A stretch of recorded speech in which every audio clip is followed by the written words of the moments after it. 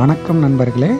ஆன்மீகத்தில் உயர்ந்த நிலை அடைய வேண்டும் என்று தொடர்ந்து முயற்சி எடுத்துக்கொண்டிருக்கும் அனைத்து நல்ல உள்ளங்களுக்கும் எனது அன்பான வணக்கங்கள்.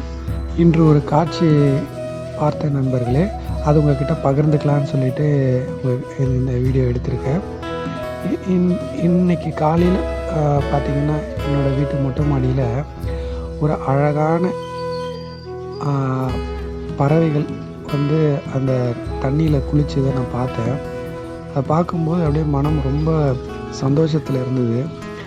இன்றைய காலை பொழுதில் ஒரு அற்புதமான எனக்கு இந்த ஒரு காட்சி கிடைச்சிது. மனிதர்கள் எல்லாமே இறைவனை தேடணும், இறைவனை பார்க்கணும் அப்படின்னு சொல்லிட்டு இறைவன் அது பின்னாடி போகிறாங்க. அது தவறு இல்லை.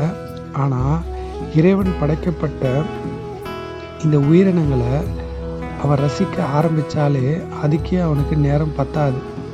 எப்படி பாருங்கள், அந்த பறவைகள், அந்த புறா அழகாக தண்ணியில் விளையாடிக்கிட்டு தண்ணியில் குளிச்சுக்கிட்டு அவ்வளோ சந்தோஷமாக இருக்குது அப்படின்றத இதை பார்க்கும்போது மனம் அவ்வளோ சந்தோஷமாக இருக்குது.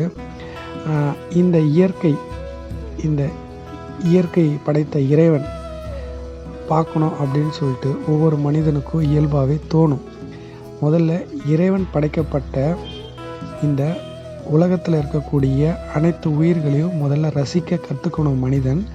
அப்படி அவன் கற்றுக்க ஆரம்பித்தானாலே இதை உருவாக்கணும் யார், அவனோட நிலை என்ன, அவன் எப்படி இருப்பான் அப்படின்றத இயற்கையாகவே அவனுக்கு அது உணர்வு ஏற்படும்.